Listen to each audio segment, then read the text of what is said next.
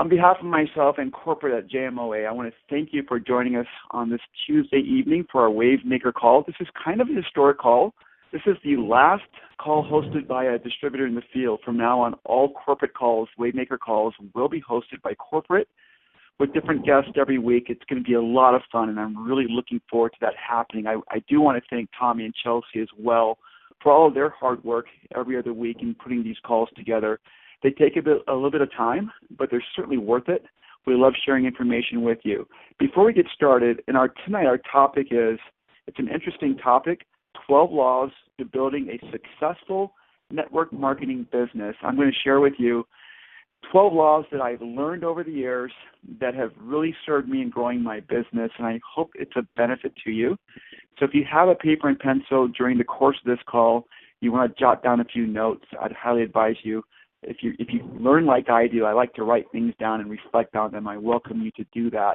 As you grab your pencil and paper, I do have a couple of housekeeping notes to go over with you, and so let's do that right now. Our Faces campaign is ongoing. A lot of you know about what that program is all about. It's really a simple way of sharing the 2-minute miracle with your friends and neighbors. With the Faces campaign, as you know, the promotion, all the instructions are in your back office. What a great way to sit people down and do a 2-minute miracle demo on them and videotape that with your smartphone. And as you do that, you're going to qualify for a drawing for some substantial prizes. So it's a great way to tell people and ask people to try the product without them really knowing that you're getting them to sample the product, because they're helping you with the contest. So it's a really great program. I hope that you're doing it. And, corporate really uses those. So if you've got those videos done, follow the instructions and send those into corporate. And you'd be surprised how many times they'll use your footage that could appear in the future on a video that the corporate does. These are really important for corporate. So please take part of that Faces campaign. It's a lot of fun. The other promotion is our doubleheader until December the 31st in North America only again. The Restart promo is alive. If you purchase a gold pack or higher before December the 31st, you can restart your roadmap and get all the benefits of that, which is really, really huge. Also in play until December the 31st is our PV Booster. Our PV Booster adds PV, personal volume, to your business. By purchasing any starter pack, you'll get a personal volume boost. Silver packs are 20%, gold 30%, platinum 40%, and diamond 50%. This is huge because it helps you advance in rank. You can also take advantage of more vacation points, okay? So really good promos going on now until the end of this year. With that being said, let's kick into our topic tonight. And again, I want to preface this. These are my 12 laws to building a successful network marketing business. I've been around the industry for a few years. And some of the things I'm going to share with you, you might agree with, you might not. These are my opinions, okay? And these are things that I've seen happen and take place in the field. And I've had the luxury of seeing inside of corporate meetings, boardroom meetings, strategy meetings, marketing meetings. Also, as a top leader being in the field, I've been able to participate with many companies in ongoing discussions, and I've seen a lot. And I'm hoping that some of the things I share with you, that you can kind of contemplate them and they'll help you build your business. So with that being said, I'm going to move through the list fairly quickly. My goal is to get to this call in 25 minutes or less, but to make it a very effective call. So I probably will talk a little bit faster, so please bear with me. Number one, the number one law is create the right base of support. Now, this is super important because when you go to business, when you go in business for yourself, you've got to lay that foundation correctly. And here's what I mean by that. Yes, we can talk about where your office is located in the home. Maybe that's important, maybe it's not. I love low traffic areas where the kids aren't coming in and out, where I can't hear my daughter singing on the other side of the house, or the phone's not interrupting me because I can hear it coming from another room. But I also want to talk about spouse support and spouse partnerships. Now, I have a wife who also is a network marketer. Jenny loves the industry, and it took me years. I'm going to admit this on this open call. It took me years to figure out how to work with her, and for her to figure out how to work with me. And we had to make some agreements between us. For instance, When we started with our very first company, I couldn't quit my job because we needed the income. And so what we agreed to do was that Jenny would start in network marketing with the company that we chose to work with.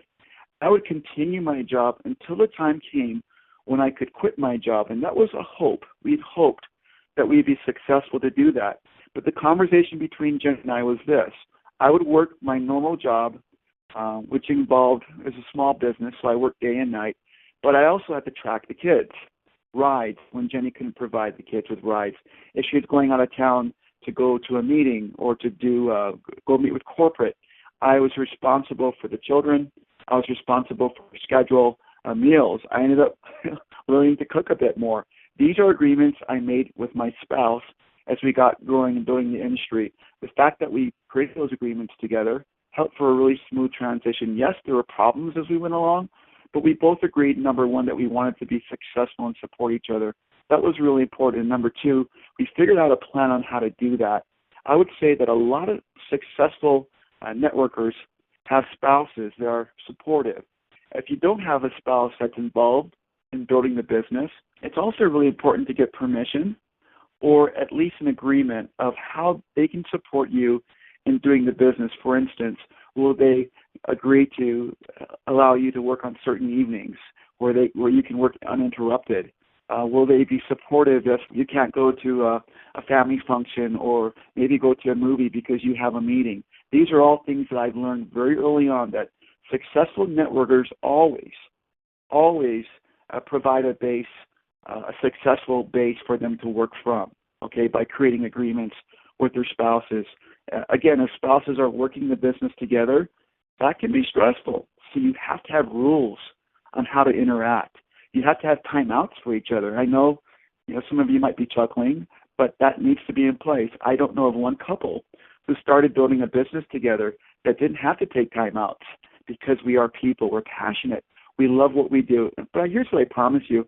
I promise you, if you'll take the time to make sure that you have a strong base of support in 2015 and you cover those agreements, you'll be much more ahead and you'll get much more support, and things will run much smoother for you. So that's number one. I advise you to talk with your spouse. A little homework assignment tonight, if you haven't already, for agreements for the new year on what it'll look like, what your responsibilities are moving forward. Law number two, become a leader. This is super important. I do know that by human nature, a lot of people say, well, I'm not the leader type, okay? When you get into business for yourself, guess what? You're going to become a leader, because you have to be able to do two things. One, you have to lead yourself, because if you can't lead yourself, you can't do number two, which is lead others. So people say to me, well, I've never been the guy picking the teams at school when I was in grade school, or I've never been the guy to lead the call or the gal to lead the call, or I've never been the one in front of the room. There are many different types of leadership. You have vocal leaders. You have leaders that are lead by example. What I would say is the most important thing is to be able to lead yourself. You need to teach yourself that skill. We all know what it feels like, or most of us do, to go to a job and have a boss. When you go into work, there's a certain amount of things you have to do. It's your job description. You fulfill those, and you know what to do because you're told what to do. When you own your own business, it's different, especially if you work at home. For those of you who do that full-time or even part-time, you know what it's like. The refrigerator's up there. The television's there. You have distractions. You have to learn to focus on leading yourself to do the correct activities every single day. And some people, they ask me, well, how do I become a leader? Here's what I would say to you. This is a quote I heard a long, long time ago. You have to be able to have a way to motivate and inspire yourself to reach beyond what you already have. It's really important. The best way to do that is to have a mentor. If you don't have a mentor, you need to find a mentor. And I'm not just saying go out and contact somebody. You can find mentors through inspirational TED Talks. Those are great on YouTube. You can find mentors through books, Kiyosaki. You can Rohn, down the whole list of really incredible authors. You buy their books. You read, you share their mental DNA by reading their books, and you plant seeds in your mind to help leadership start to take place. Leaders are confident because leaders are educated. I've never met a leader who will out-earn their leadership ability. In other words, when you meet people, if you want to become a 3-star diamond or 4-star or 5-star diamond, there's a certain amount of leadership that you need to develop to be able to get you there. I've never met people with a 1-star attitude or maybe a star attitude that are 5-star diamonds or above. It goes with the territory. So you need to learn to lead yourself. So a suggestion for that would be to be coachable. That's an important part of being a leader, is to be coachable and learning how to lead people and getting feedback. So your assignment for becoming a leader, you might want to call your downline. If things aren't going well, or if you don't know, call your downline and say, how am I doing? Am I leading you? Do you feel like you've got the information that you need? That call might surprise you. So I take that as, take that for what it's worth. But you'll never know unless you reach out and call people and ask them, hey, how am I doing? You don't need to say, how am I doing as a leader? Just say, how am I doing? Are you getting what you need? And that'll be a pretty good indication. Number 3, learn your craft or trade or both. Learn your craft/trade. Okay, so there's a lot I can cover here with knowing your craft and trade, but let me throw a few things out to you that are really important. You've got to know your products. You've got to know what they do. And in order to know what they do, you need to read about them. But the most important thing to do is become a product of the product. We all know that. Why? Because when you talk to people about your products, if you've used them, it shows up in your testimonial. If you don't, it's something you just read and you're passing on information, you don't carry the same energy. That's just from my own experience for watching people do presentations. Know the comp plan basics, okay? So a lot of people say, well, we got a comp plan I just can't explain. Well, I got a pretty easy way to explain it. Basically, you build 2 teams, right? You get paid on your pay leg weekly, which is your lesser team, up to 12%. And also, for everybody that you personally bring in the business, you're going to get an override up to 9 levels deep on a monthly check. That's basically it, guys. But here's the beautiful thing.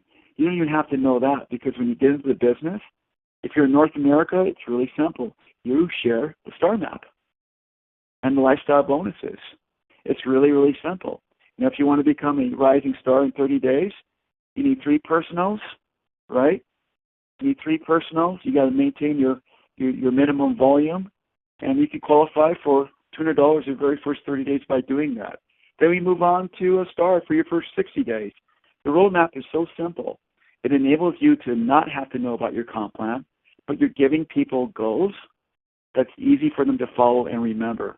And keep in mind, people only join your business if they think you have a roadmap for them to be successful. In other words, your great ideas and your great product ideas, whatever you know about the comp plan, that doesn't really matter. What they need to know is, is there a roadmap there for me that if I follow that, I can earn those commissions?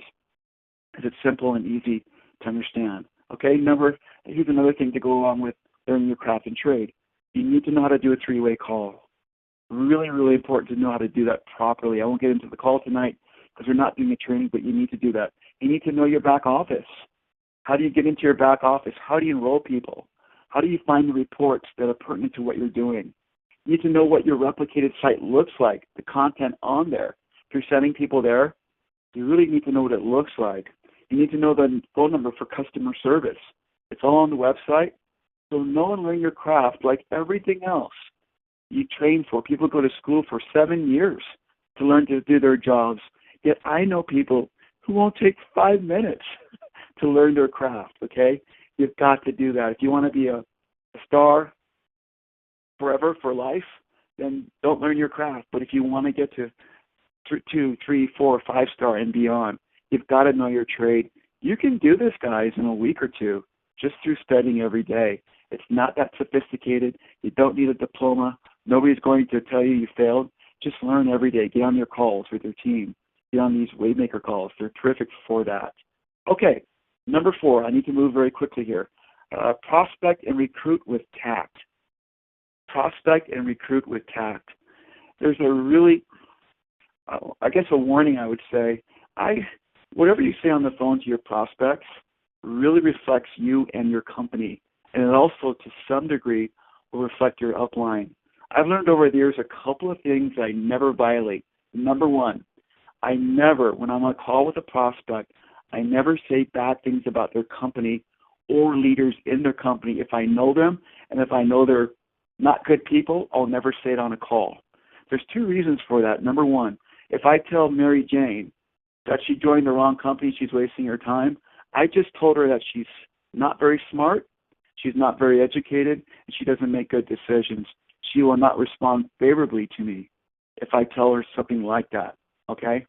So I always avoid that. If I know that Mary Jane's upline is a complete crook, I won't say that on the call either, because it's not the time or place for that. Here's what I will say.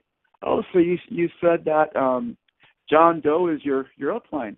That's interesting. I know John Doe. And then if they're telling me they're with a company, and if I don't think it's a great company, I always say, you know what a great company. What a great company to belong to where you can pursue your dreams. If I compliment their company, guess what I've just told them? That they're smart, that they make right decisions, that they've got good compasses to follow. And now I endear them to what my message is. So don't build that wall by saying negative things. Stay away from that. When people do that, I know they're rookies, because you can't achieve high levels of success in network marketing with those types of habits, okay? So that's a pointer. Number 5, find and use a system. Okay, this is super, super important. The systems that we have in our company, you might say, well, do we have a system? Yeah, of course we do. The system that we have is Surf Club, Surf Legend. We have the roadmap and we have the star map, and they complement our compensation plan, because our compensation plan is another way of payment. Okay, so by showing people a system that we use, you're showing them how they can duplicate their efforts and get paid. Remember, it's not what people can do, it's what people want to do. You can get out and become, somebody who knows everything about the company and tell everybody about everything, about all the products and how the comp plan works in detail. That's not going to grow your business.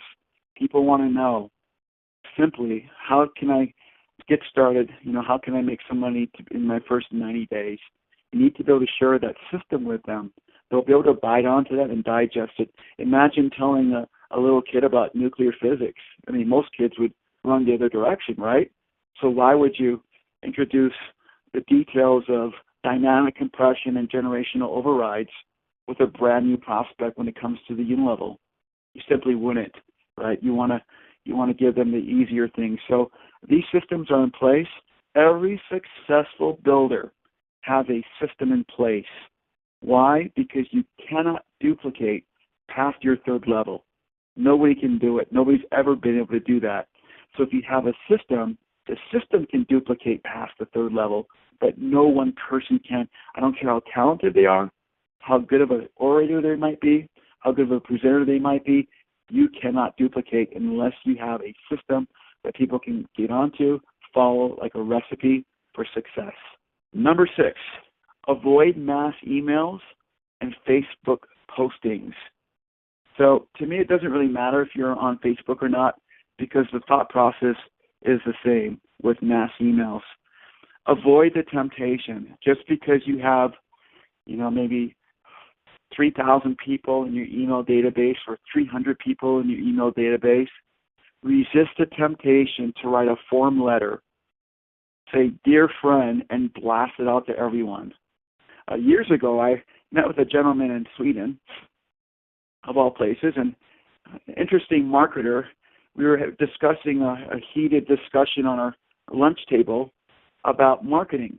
And the thought process was, one gentleman was saying, I've got this huge database, and I've got over, I think 3.5 million people in this database, and I write these really great emails, and I just want to announce to everybody that I'm doing this company, and I can send it out to everybody and push that button, and everybody gets something in their inbox. So here's what I'm going to say that really quickly, and it pertains to Facebook as well. If you send the message before the messenger gets there, don't expect people to sign up, because there needs to be a certain amount of connection and passion with what you do to share it with people. Remember, every day people are exposed to over 2,000 media impressions, from the cereal box to the type of car in front of them to the labels on their clothing. We are saturated by media. looking at an email. If I look at an email from Mike Smith and I see it come into my inbox and I click it on and he's talking about his business, blah, blah, blah, blah, blah, I'll read it. I'll put it away. And if he ever calls me, which I doubt he will because people who send mass emails never do follow-up calls, if I do read it, I've already made up my mind whether I want to join or not because I heard the message through my own ears, through his email, not through the voice of Mike Smith, who had the passion behind what he was doing. My advice, if you've got 3,000 people in your email, call them 10 at a time. Maybe call 20 a week, but never send out mass emails. Facebook postings, the same thing. You can burn your market, guys, if you continually post things about how great your business is. Soon nobody will listen because of the frequency of your exposures. Number 7, building family positions. Okay, this is one of those topics where I have to tread lightly, but I'll tell you what I think. And I'm guilty of this, by the way. I've been a distributor with just a handful of companies, not very many. And my first company, I vowed that I was going to build my mom a position because I love my mom. I wanted her to succeed. And I compare it to this. You ever get on the airplane and they say if we ever run out of oxygen, these masks are going to drop from the ceiling? But before you put the mask on a small child, put one on yourself first so then you can assist that small child. A lot of people don't have the skill set to build a huge business, let alone 2 or 3, because they made promises to family members or friends that they would build their business for them. It's like having an albatross around your neck. Most people, with very few exceptions, have the ability to build 2 or 3 successful businesses, let alone 1. So I heard this from a friend a long time ago. He said, Calorie, I would rather not build a family position, but I'd rather take my mom a stack of $100 bills once a month and give it to her and have her maybe perform some kind of a duty to help my business and just overpay her like crazy than to have to try and build a business for her. So my advice is think hard and carefully about it. If you're already in that position and you're trying to do it, good luck. It's tough, but that's just my opinion, and I hope that is of service, and I hope that it's taken for what it's meant to take, how you take that. Okay, number 8, never become the product expert. Guys, that's why we have Shelley and Franco. Never become a product expert.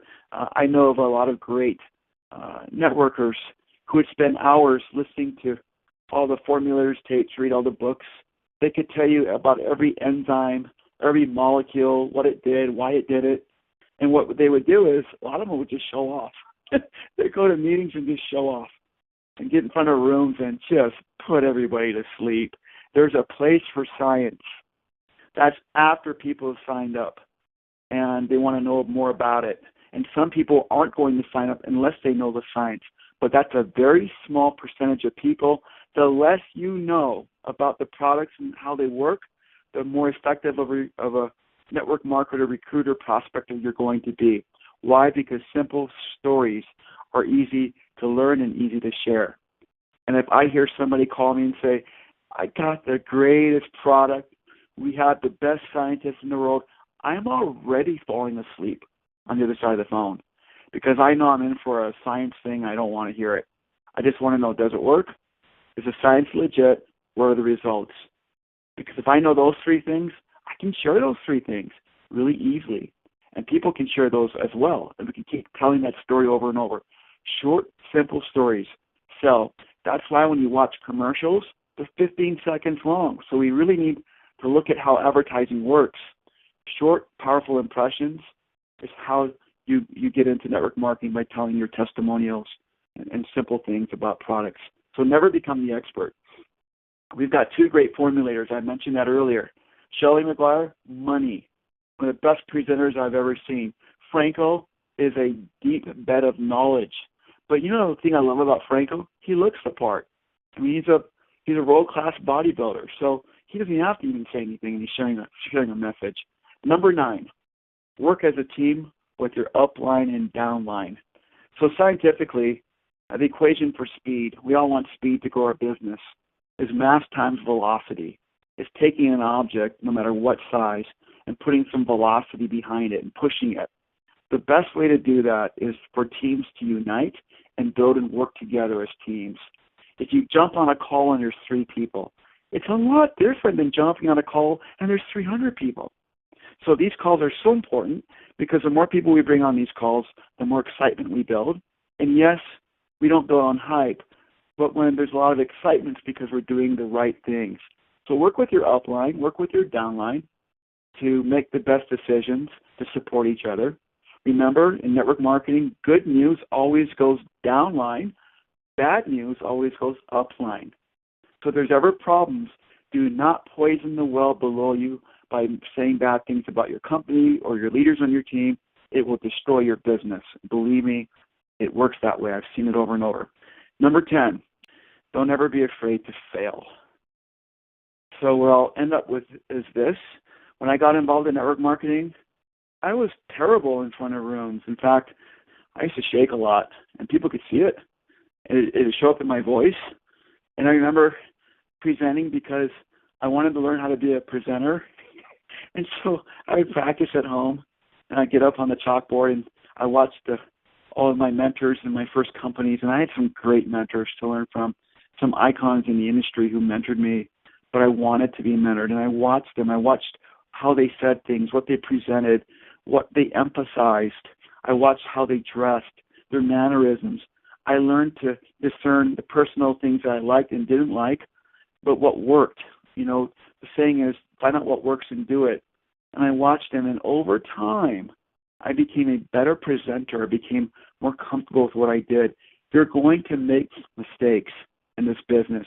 You're going to say the wrong things. You're going to quote the wrong things. I learned not to make things up, just to say, I don't know. And I don't know is powerful because I don't know means I'm going to find out for you, right? So that's what I learned to do. You need to allow yourself to fail in order to succeed, but find those mentors. Make sure that you're learning every single day and not be afraid to fail, because by failing every day, we learn to overcome things. When our muscles fail when we exercise, they tear. And what happens when they heal? They get stronger. Well, people are just like that. You can break people down. They can fail miserably in front of you. I remember giving talks in front of large groups of people and totally screwing up. I mean, there's no better way for me to say that, and feeling like a complete idiot. But you know what I realized? It's part of the growing process. I've learned to minimize that over the years. And you guys, we can have success on so many different levels. So that being said, those are the 10 laws that I have, my laws of building a successful network marketing business. I want to thank you for being on the call tonight and wish you a Merry Christmas, Happy Winter Solstice, Happy Hanukkah, and we'll look forward to the next corporate call next week, December the 29th. Corporate will be hosting it, and I'm sure it's going to be a really great experience for all of us. Have a great Christmas, everyone. Take care, and good night.